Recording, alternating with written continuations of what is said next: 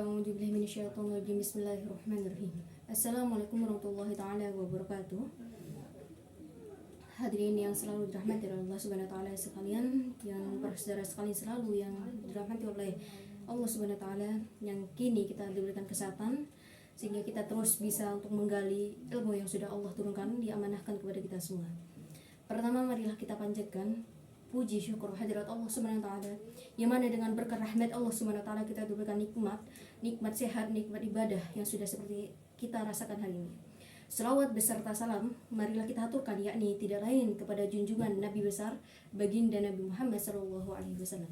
Amin amin ya rabbal alamin. Nah, para saudara sekalian yang selalu dirahmati Allah Subhanahu wa taala, sebagai umat Rasulullah sallallahu alaihi wasallam, kita terus untuk menggali apa yang dicontohkan Nabi Muhammad kepada kita semua, untuk sekalian apa yang kita terapkan dalam kehidupan, untuk menjadikan salah satu umat yang bisa menjadikan contoh kepada orang-orang yang memang tidak beriman kepada Allah Subhanahu wa taala.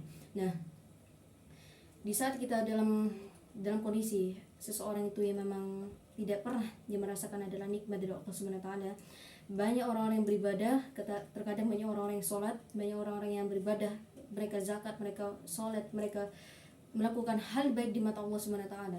Namun ketika mereka itu tidak pernah berbuat baik kepada manusia, mereka terus hidup di antara individu, mereka terus beribadah kepada Allah, namun mereka kebaikannya kepada manusia tidak ada. Namun wal ayati kal anna kutiba anhum wa kullun nas, bahwasanya ketika kamu sudah dekat kepada Allah, bahwasanya hubungan kita hablum minallah itu baik. Tapi ketika kita sudah berhubungan dengan manusia itu tidak baik. Untuk apa kalau kita beribadah namun sikap yang kita contohkan, sikap yang kita terapkan tidak pernah ataupun menentang dari syariat Islam. Nah, contohnya ketika kita sudah menjadi orang-orang yang selalu taat kepada Allah, ingin menjadi umat Rasulullah yang baik, tidak sekedar hanya untuk beribadah, tidak sekedar hanya untuk sholat, makan, tidur, makan, ngaji, tidak hanya seperti itu. Namun bagaimana kita menggali sifat jiwa kita untuk menjadi seorang orang yang pemimpin, menjadi seseorang yang berilmu, tidak hanya berilmu, tapi mereka bisa menerapkan ilmunya. Nah, di saat seperti ini kita menerapkan seperti halnya ketika kita mengetahui banyak orang-orang yang memang tidak pernah belajar agama atau ilmu agamanya kurang, maka yang diamanahkan dari Allah Subhanahu wa taala, kallah sahiyati innallahu ta'nakmatan wal hadaratul innahul kamajat wal ilmu, bahwasanya Allah mengamanahkan bagi mereka yang berada di dalam kehidupannya, sesungguhnya Allah memberikan suatu amanah kepada mereka adalah utusan dari Allah untuk meneruskan agama-agama Allah.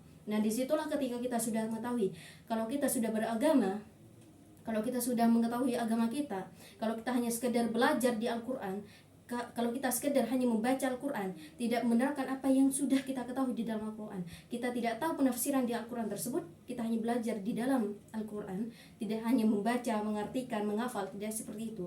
Namun bagaimana? Itu salah satunya adalah ketika kita sudah mempunyai seorang guru. Nah, mengapa guru itu dikatakan sebagai pintu ilmu? Nah, ketika kita mengetahui orang-orang yang terus menggali ilmunya, namun hanya sekedar membaca, menghafal, mengartikan, namun mereka tidak tahu penafsirannya, mereka tidak tahu apa makna dari ayat tersebut, maka mereka akan sesat. Dan disitulah ada kalimat kalau bahwasanya orang mau berilmu itu harus ada gurunya. Nah, namun yang kita ketahui sekarang, lahyati ahklani Allahu rahmatun kul fadihli talillah, bahwasanya sesungguhnya rahmat yang baik adalah ketika kamu mendapatkan guru yang baik.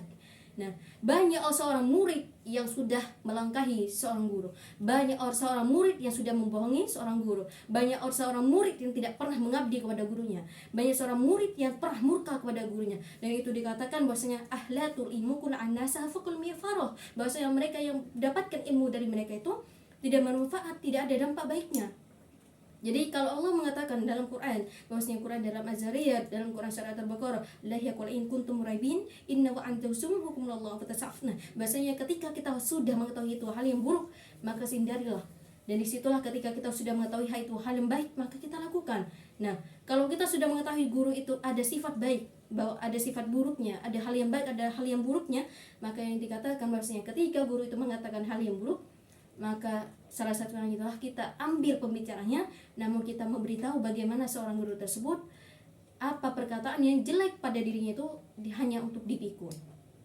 Namun perkataan guru yang baik kita taruh ke di hati. Namun terkadang banyak seorang murid hari ini manlahkul barakatan indawallah tahlana, bahwasanya banyak seorang murid yang mengakui kehebatannya lebih daripada gurunya. Dan itulah untuk apa kita mencari ilmu kalau kita sudah melebihi guru, dan untuk apa kita mengabdi kepada seorang guru kalau kita sudah merasa lebih hebat daripada guru tersebut.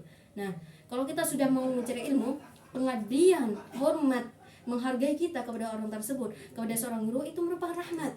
Jadi sekedar kita mencari pahala, bukan hanya sekedar datang ke majelis taklim, datang untuk mencari ilmu, tapi niatkan bagaimana kita untuk bisa mengabdi kepada guru tersebut. Nah, kalau disitulah kita mengetahui kalau seorang murid, orang yang mengajar adalah suatu pemimpin suatu saatnya. Dan ketika kita sudah mengetahui seorang pemimpin adalah salah satu jalan bagi orang-orang yang sudah membutuhkan hal yang suatu petunjuk, dan disitulah kalau kita menjadi seorang murid, maka menjadikanlah salah satu seorang murid itu adalah pintu ilmunya.